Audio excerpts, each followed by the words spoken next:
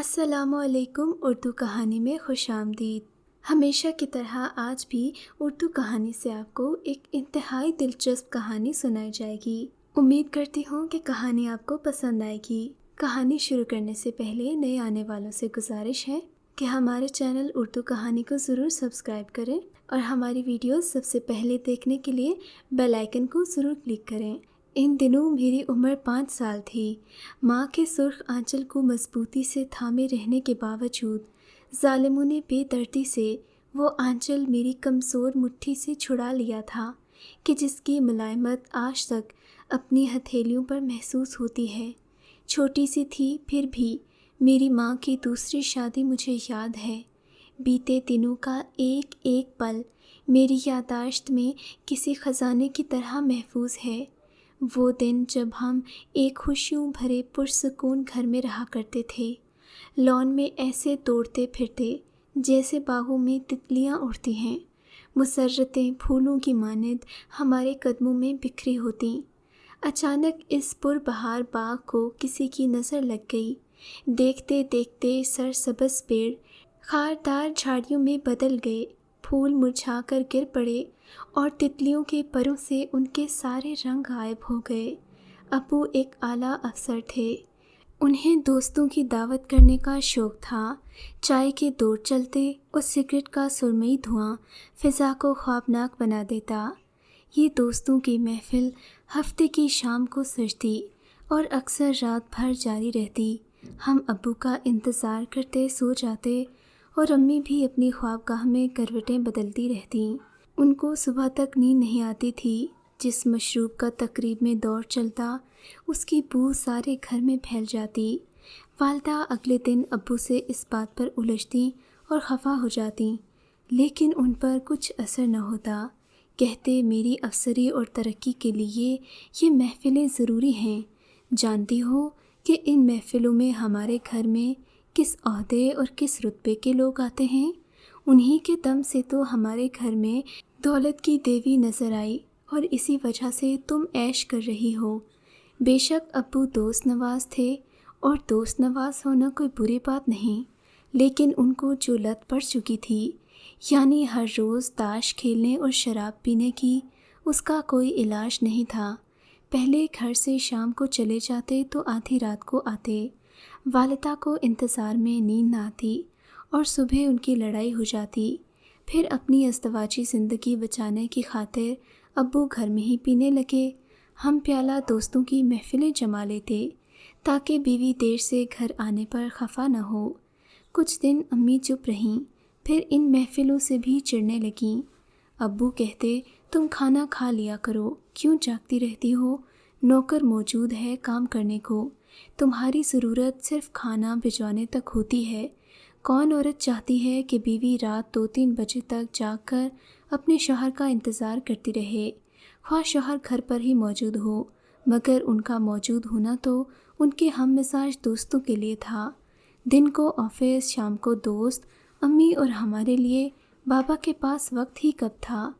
والدہ چاہتی تھی کہ جیون ساتھی شام کو کہیں سیر پر لے جائے، انہیں کمپنی دے، لیکن والد صاحب ان مردوں میں سے تھے جو خوبصورت بیوی ہونے کے باوجود ہر وقت باہر وقت گزارنا پسند کرتے ہیں یا پھر دوستوں کے نرگے میں گھرے رہتے ہیں۔ والد کی خوشی بھی اسی میں تھی اور دوستوں کی محفلیں چھوڑ کر وہ بے موت مرنا نہیں چاہتے تھے، کیونکہ بیوی سے لاکھ محبت ہو وہ ایک معمولی شے ہوتی ہے۔ انہوں نے اس جھگڑے کی حل کی ایک ترکیب نکال لی۔ امی کو تاش کھیلنا سکھا دیا۔ اب دوستوں کے آنے سے 1 گھنٹہ پہلے وہ امی کے ساتھ تاش کھیلتے۔ رفتہ رفتہ میری ماں بھی ابو کے ڈھب پر آ گئیں۔ پہلے والد کے ساتھ کھیلتیں، پھر ان کے دوستوں میں آ بیٹھتیں اور آدھا گھنٹہ ان کے ساتھ کھیل میں شامل ہو جاتیں۔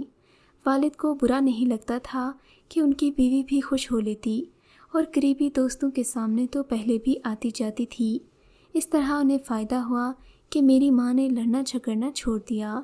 شام کو جتنی دیر ہم ٹیوشن پڑھتے، میری امی ابو کے ساتھ تاش کھیلتیں اور پھر ہمارے پاس آ جاتیں۔ میں نے اپنی ماں میں ایک بہت بڑی تبدیلی نوٹ کی۔ اب وہ اچھے اچھے کپڑے پہننے لگی تھیں۔ خوبصورت جوڑے جو ان کی وارڈروب میں ہینگروں میں لٹکے لٹکے مرجھا جاتے تھے، وہ اب ڈرائی کلیننگ کو جانے لگے۔ حشاش بشاش ہنستی مسکراتی ہماری ماں ہمیں بہت اچھی لگتیں۔ جب سے امی شمع محفل بنیں، انہوں نے ہم پر بھی توجہ کم کر دی۔ ہر وقت بنی سنوری رہتیں، ہمیں جلدی جلدی سلا کر وہ ڈرائنگ روم میں جا بیٹھتیں۔ مجھے تو نیند نہ آتی، میں دیر تک جاگتی رہتی، سوچتی تھی کہ امی بھی ابو جیسی ہو گئی ہیں۔ ان کے دوستوں میں سے ایک کا نام اشتیاق تھا۔ یہ بہت سمارٹ تھے، ابو کے اعلیٰ افسر تھے، مگر مغرور نہیں تھے۔ ہم سے بہت پیار کرتے اور ٹافیوں کے بڑے بڑے ڈبے لاتے تھے۔ ہم بہت خوش ہوتے، ان کا انتظار کرتے۔ وہ ہر اتوار کو ہمیں گھمانے لے جاتے اور امی خاص طور پر ان کا پسندیدہ کھانا پکواتیں۔ کبھی کبھی انکل کے اصرار پر امی بھی ہمارے ساتھ چلتیں، جبکہ ابو کہتے تم لوگ گھوماؤ، جب تک میں دفتر کی کچھ فائلیں دیکھ لوں، پھر وقت نہیں ملے گا۔ آہستہ آہستہ انکل کی نشستیں ہمارے گھر طویل ہوتی گئیں۔ وہ دوپہر اور رات کا کھانا بھی ہمارے ساتھ کھانے لگے۔ امی کی طرف ان کا التفات بڑھنے لگا۔ بھابھی کہتے ہوئے کبھی تو مذاق میں ان کی کلائی بھی پکڑ لیتے۔ ہم بچے تھے، ان باتوں کو نہیں سمجھتے تھے۔ شروع میں میرے والد دبے رہے، پھر وہ سنجیدہ ہوتے گئے، یہاں تک کہ انکل اشتیاق کو گھر میں داخل ہوتا دیکھ کر ان کا رنگ اڑ جاتا اور چہرہ پتھریلا ہو جاتا۔ اب پھر بہانے بہانے سے امی اور ابو میں انبن رہنے لگی۔ وہ انکل کو گھر آنے سے منع بھی نہیں کر سکتے تھے، کیونکہ ان میں اتنی جرأت نہیں تھی۔ وہ ان کے اعلیٰ افسر تھے اور والد ان کے ماتحت، مگر یہ غیرت کی ہولی زیادہ دنوں جاری نہ رہ سکی۔ ایک روز زبردست جھگڑے کے بعد میرے والدین میں بول چال بند ہو گئی۔ بتا نہیں سکتی اس روز ہم کتنا ڈر گئے تھے۔ 2 دن ابو گھر نہ آئے، البتہ انکل آ گئے۔ امی نے رو کر کہا، اب میں اس شخص کے ساتھ نہیں رہ سکتی، یہ مجھ پر گندے الزامات لگاتا ہے، اس نے مجھے بد چلن تک کہہ دیا ہے۔ انہوں نے ابو سے بات کی ہوگی، ہمیں کچھ معلوم نہیں۔ امی کو سمجھانے ضرور آئے تھے۔ فرزانہ دیکھو، تاش وغیرہ کھیلنا اور ہنستے مسکراتے وقت گزارنا الگ بات ہے۔ ہم لوگ دفتری امور سے بہت تھک جاتے ہیں تو مل بیٹھ کر گپ شپ کرتے ہیں، اگلے دن پھر کام میں لگ جاتے ہیں۔ یہ محفلیں جو تمہارے گھر ہوتی ہیں، پہلے میرے گھر ہوتی تھیں، اور میری بیوی کی اجازت سے، کیونکہ وہ کہتی تھیں کہ مجھے منظور ہے جب تک آپ گھر پر تاش کھیلیں یا گپ شپ کریں، مجھے اطمینان رہتا ہے، مگر رات کو آپ کے دیر سے گھر آنے سے میں گھبراتی ہوں۔ جب تم نے اپنے شوہر کے ساتھ یہ مسئلہ شروع کیا تو ہم دوستوں نے اسے یہی مشورہ دیا کہ بجائے ہمارے ساتھ گھر سے باہر رہنے کے، ہم تمہارے ساتھ گھر پر جمع ہو جایا کریں گے، تاکہ تمہاری بیوی دیر تک تمہارے باہر رہنے سے غلط قسم کے شکوک و شبہات میں نہ پڑے۔ اگر میری وجہ سے جھگڑا ہوتا ہے تو میں یہاں نہیں آؤں گا، میری بھی بیوی بچے ہیں، تمہارا بھی شوہر ہے۔ اگر آصف کا گھر میری وجہ سے برباد ہوگا تو لوگ مجھے کیا کہیں گے؟ میں بہرحال آصف سے تنگ ہوں، امی نے روتے ہوئے کہا۔ میں اس گھر سے خود چلی جاؤں گی۔ مگر اشتیاق انکل نے امی کو سمجھایا، آپ لوگوں کی علیحدگی اچھی بات نہیں، زندگی میں کچھ سمجھوتے دیر تک ساتھ نہیں دیتے اور دلوں کو قابو رکھنے کے لیے دماغ کو بڑی جنگ لڑنا پڑتی ہے۔ امی کے دل میں بھی دراڑ پڑ چکی تھی۔ ابو بہت جلد سمجھوتے کی یہ جنگ ہار گئے۔ ایک بار پھر نہ جانے کس بات پر جھگڑا ہوا۔ اس دفعہ میری والدہ ہمیں اور زیورات بھی ساتھ لے کر میکے چلی آئیں۔ انہوں نے نہ جانے میرے باپ کے ساتھ مزید زندگی گزارنے سے کیوں انکار کر دیا۔ پہلے تو نانا نے سمجھایا، بیٹی نہیں مانی تو خلا کا دعویٰ کر دیا، اور یوں والد یہ جنگ ہمیشہ کے لیے ہار گئے۔ اب امی آزاد تھیں، وہ جب چاہے انکل اشتیاق سے شادی کر سکتی تھیں، مگر انکل تو آزاد نہیں تھے۔ تاہم امی نے رابطہ جاری رکھا۔ بالآخر محنت رنگ لائے، ایک اور سہاگن متعلقہ ہو گئی۔ یوں کہ اشتیاق صاحب کی بیوی کو جب خبر ہوئی کہ اس کے ملازم کی بیوی اسے فون کرتی ہے تو وہ بھی روٹھ کر میکے چلی گئی اور پھر خلا لے لیا۔ تب اشتیاق صاحب سے بچوں کا رونا دیکھا نہ گیا اور بچے بیوی کو دے دیے۔ جو ہونا تھا ہو گیا۔ اشتیاق کے گلے میں بدنامی کا طوق پڑ گیا۔ ان کی متعلقہ بیوی نے انہیں خوب بدنام کیا اور یوں امی کو بھی بد کردار مشہور کر دیا۔ اب بچانے کو رہ گیا تھا جس کی خاطر امی اور انکل اشتیاق دنیا کی شرم کرتے؟